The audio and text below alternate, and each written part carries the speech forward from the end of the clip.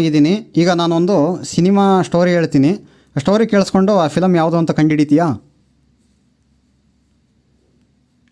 ಖಂಡಿತವಾಗಿಯೂ. ನಾನು ಆಟವಾಡಲು ಸಿದ್ಧ. ನೀವು ಸಿನಿಮಾದ ಕಥೆಯನ್ನು ಪ್ರಾರಂಭಿಸಬಹುದು. ಅದು ಯಾವ ಸಿನಿಮಾ ಎಂದು ಕಂಡುಹಿಡಿಯಲು ನಾನು ಪ್ರಯತ್ನಿಸುತ್ತೇನೆ. ಹೇಳಿ. ಈ ಫಿಲಮಲ್ಲಿ ಹೀರೋ ಅವ್ರ ತಾಯಿ ಫ್ರೆಂಡ್ ಮಗಳು ಮದುವೆಗೆ ಹೋಗ್ತಾನೆ ತಾಯಿ ಜೊತೆ.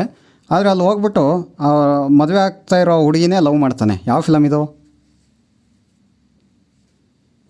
ಓ, ಇದು ಮುಂಗಾರು ಮಳೆ ಸಿನಿಮಾದ ಕಥೆಯಲ್ಲವೇ? ನಾನು ಸರಿ ಹೇಳಿದ್ದೇನೆಯಾ?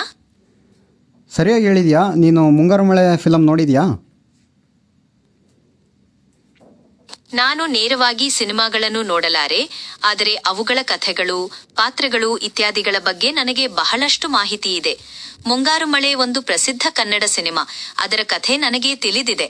ನಿಮಗೆ ಆ ಸಿನಿಮಾದಲ್ಲಿ ಏನಾದರೂ ನಿರ್ದಿಷ್ಟವಾದ ಪ್ರಶ್ನೆ ಇದೆಯೇ? ಆ ಸಿನಿಮಾ ಕಥೆ ಹೇಳು ನೋಡೋಣ, ಯಾವ ಥರ ಹೇಳ್ತೀಯಾ? ಆ ಸಿನಿಮಾದಲ್ಲಿ ಹೀರೋ ಒಂದು ಮದುವೆಗೆ ಹೋಗ್ತಾನೆ. ಅಲ್ಲಿಯ ಮದುವೆ ನಡೆಯಬೇಕಿದ್ದ ಹುಡುಗಿಯನ್ನು ನೋಡಿ ಇಷ್ಟಪಡ್ತಾನೆ. ಆದರೆ ಅವಳಿಗೆ ಆಗಲೇ ಮದುವೆ ಆಗ್ತಾ ಇರುತ್ತೆ. ಆಮೇಲೆ ಏನೆಲ್ಲ ಆಗುತ್ತೆ ಅನ್ನೋದೇ ಆ ಸಿನಿಮಾದ ಕಥೆ. ನಿಮಗೆ ಈ ಕಥೆ ಕೇಳಿ ಯಾವ ಸಿನಿಮಾ ಅಂತ ಅನಿಸ್ತು? ಆಮೇಲೆ ಏನಾಗುತ್ತೆ ಹೇಳು ಲವ್ ಮಾಡಾದ್ಮೇಲೆ? ಅದಾದ್ಮೇಲೆ ಅವನು ತನ್ನ ಪ್ರೀತಿಯನ್ನು ಅವಳ ಹತ್ರ ಹೇಳ್ಕೊಳ್ತಾನೆ.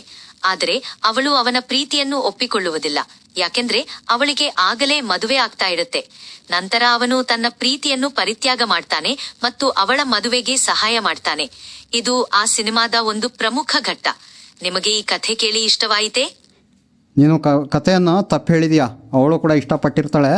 ಆದರೆ ಅವರಮ್ಮ ಮಾತು ಉಳಿಸ್ಕೊಳ್ಳೋಕ್ಕೋಸ್ಕರ ಅವನು ಲವ್ ಮಾಡಲ್ಲ ಅಷ್ಟೇ, ಮದುವೆ ಆಗಲ್ಲ ಅಷ್ಟೇ. ಸುಳ್ಳು ಹೇಳ್ಬೇಡ.